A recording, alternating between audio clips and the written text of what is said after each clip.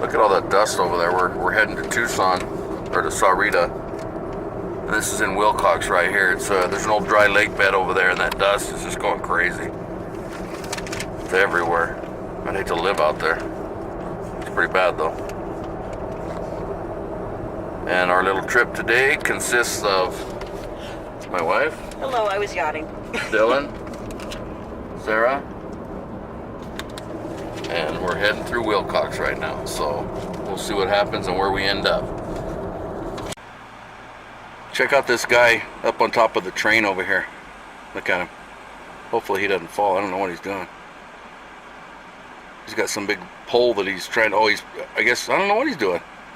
Sticking it through the top. Yeah, he's sticking it through the top there. Makes you wonder what he's trying to push back. We're going through Wilcox, and the train stopped right there, so I figured I'd show you. Alright guys, we're at our location where we were coming today, and it's the Titan missile. That's one of the ICBMs from back in the Cold War. And we thought, well, we'll come over here and check this out. You know, they talk about all the stuff we're having with Korea and stuff like that. And of course, it's a lot different nowadays than what this is. But this is going to be really cool to check out. It's right there, and you don't even know it's here because it's so far underground. But we're going to take a tour and we'll go check it out. See what it looks like. All right, we are at the museum. We're going to go in and check it out and see what it's all about.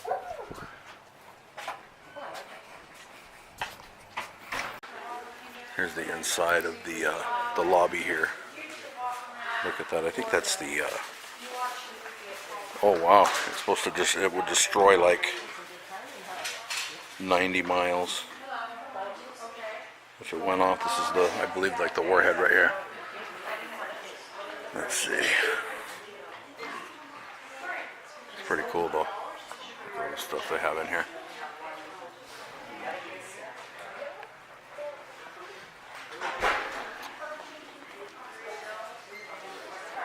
This is the explosive, I believe, right here.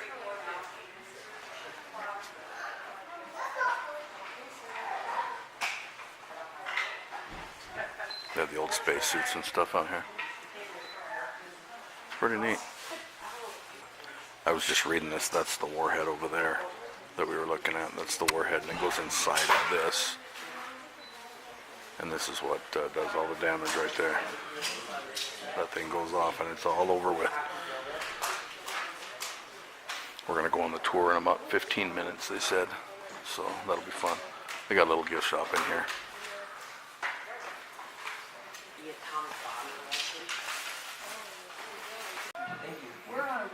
Here we are. We're inside the room. We're gonna watch a video and then go check it out.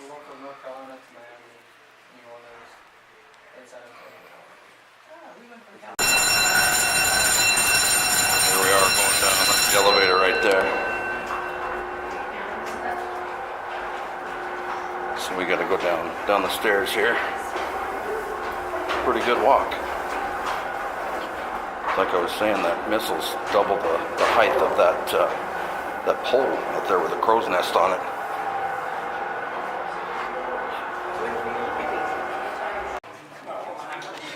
Wait a minute, I want you to have a full audience. You're my lowest ranking crew member. This is the 6,000-pound dog. This lady's about to move a pickup truck. Go. Wow, you've been working out, right? I can tell. Here's a little memento. But you moved that 6,000-pound door. Seriously, what I'm trying to demonstrate to you, it's heavy, but it swings beautifully. It's well engineered. You don't see any scrape marks on the floor here. This has been here for 55 years. We're coming into the control room right now. This is where everybody would, people would work the bomb. Do I have any current or former military? I thought so. Sit in this seat. Yes, you should slide back a bit. All right. So, there are 8 of them. They go all the way around this room. Because the outer concrete shell of this building, which looks like a beehive or a bird cage, ground That spring, you see how big it is with that chair. it's got a 3-story steel building hanging inside it on springs. And that's what shock isolates this whole structure. We're isolated from the outside by being suspended on those springs. By the way, if anybody wants to make use of these chairs, that's what they're here for, so by all means do so. So, if there was that nearby detonation, you wouldn't even feel a thing in here, wouldn't even spill your coffee. Now, as I said, you're the senior officer here. You're assisted by a deputy commander, typically going to spend most of their time over here. They're training, of course, for your job. They're probably a first or second lieutenant. But they had some specific responsibilities. Communications is one of them. These are the communication racks for all of the communication systems here.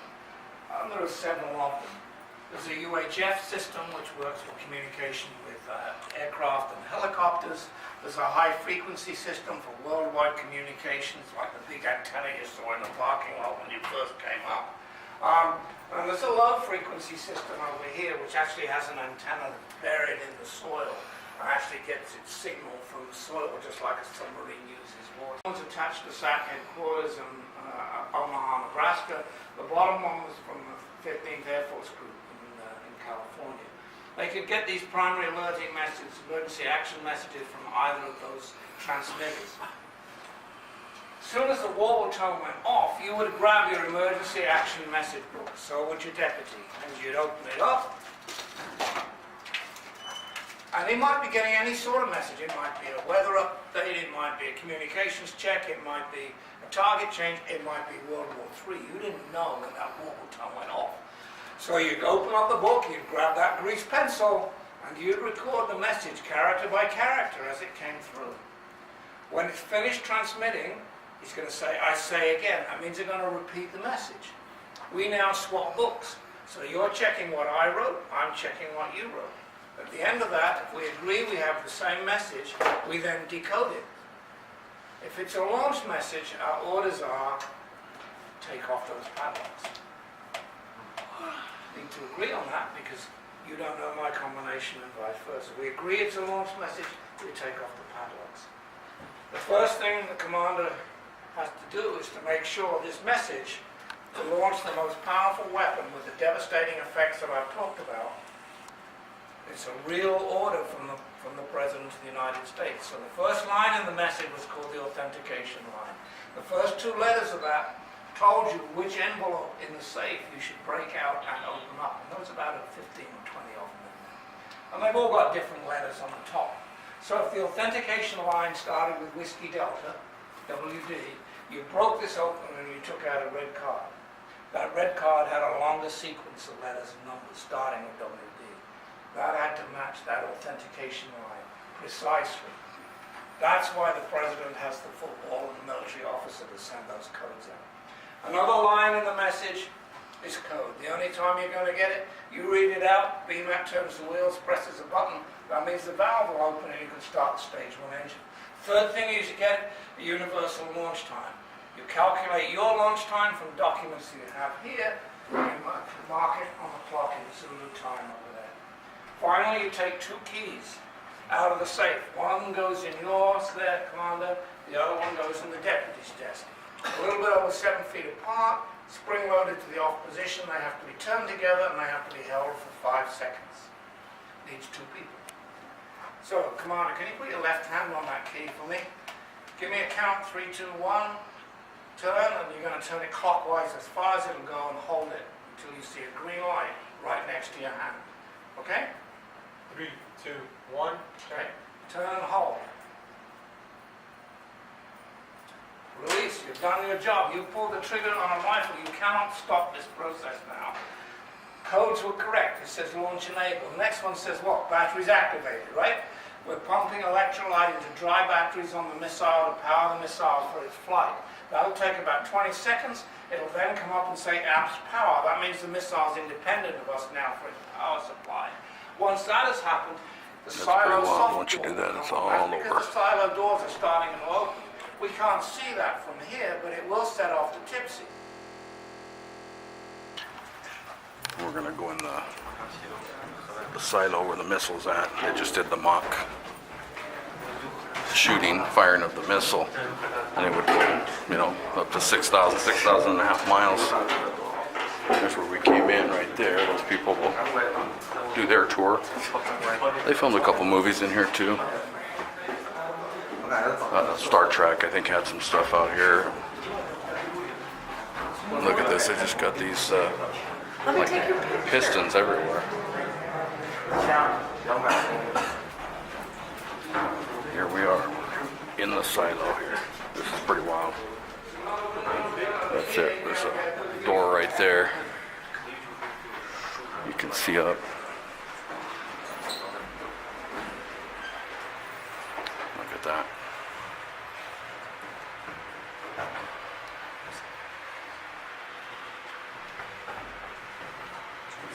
Can make sure that the little people get a chance to get to the front cool. and see as well. Want to get up there? Go ahead, right there. Okay. So we're now in the silo, 250 feet down the This is where cableway. they filmed And in the you middle know, of the Star silo Trek is the or, launch duct. And right in one of front the of you scenes there right out in the here. launch duct is a real Titan II missile.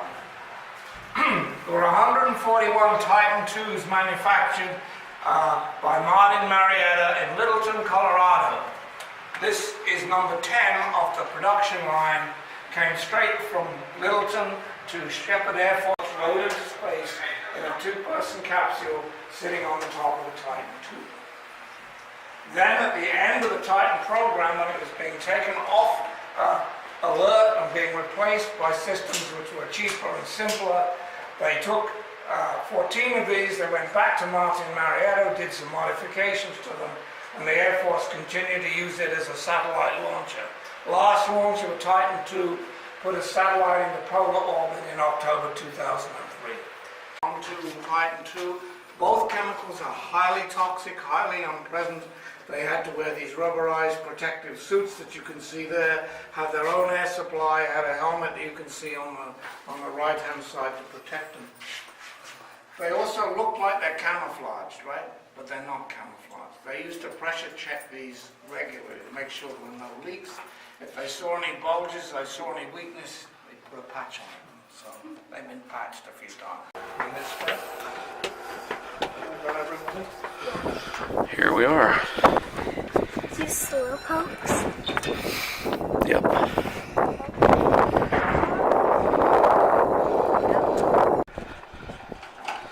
This, of course, is a silo. You probably worked that out, right? 760 tons of steel and concrete in those doors, opened hydraulically in 20. When they closed this site right here, these doors, or this whole top would open up. They put these concrete blocks right here, so those pistons, when they, you know, it would show that they're going to stop right there. So like the Russians, when they look at it with satellite, they know that we don't have a, you know, a missile ICBM ready to go at them. So that's what the concrete here is for. So that's pretty neat. We'll take a look at it up top.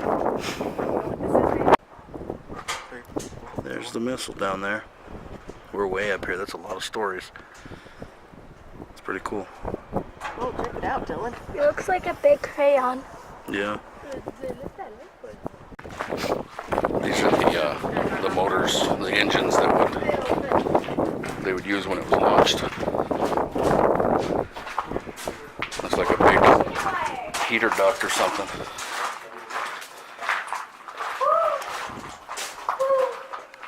It's pretty interesting. Back in the day, if these would have went off, man, it would have just been destruction.